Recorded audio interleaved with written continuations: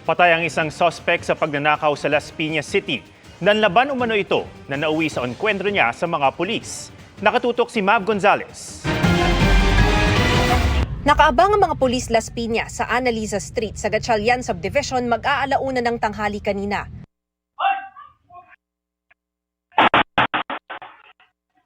Ilang segundo lamang, nagsimula na ang putukan at kumubli ang dalawang pulis sa likod ng isang AUV. Tumatakbo palapit sa kanila ang lalaking nakaitim na t-shirt at asul na shorts at nagtuloy-tuloy na ang putukan. Ang lalaking naka-shorts, suspect pala sa akyat bahay sa Olivares Guevara Compound sa Barangay Manuyo 2 at tinutugis ng mga pulis dahil nagnakaw ng baril. Pinasok yung bahay, nung pinasok na magnanakaw yung ating biktima, na-alarma. So dahil sa retired Navy, ginawa niya yung kanyang personal firearms.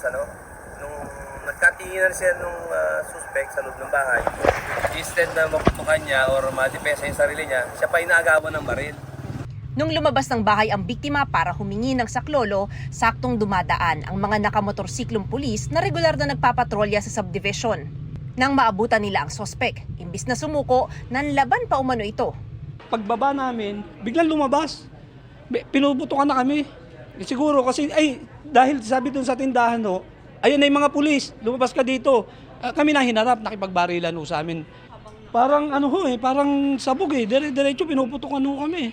Wala talagang takot na Police operational procedures natin na ang mga pulisan po natin ay may karapatan ding ipagtanggol yung kanilang mga sarili, yung self-defense na sinasabi.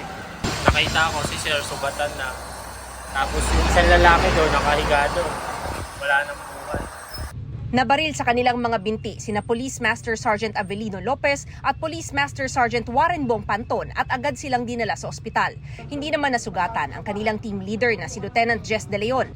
19 na basyo ng bala ang narecover sa crime scene. Nakuha rin sa suspect ang ninakaw niyang 9mm pistol sa biktima. Para sa GMA Integrated News, Mav Gonzalez, nakatutok, 24 oras.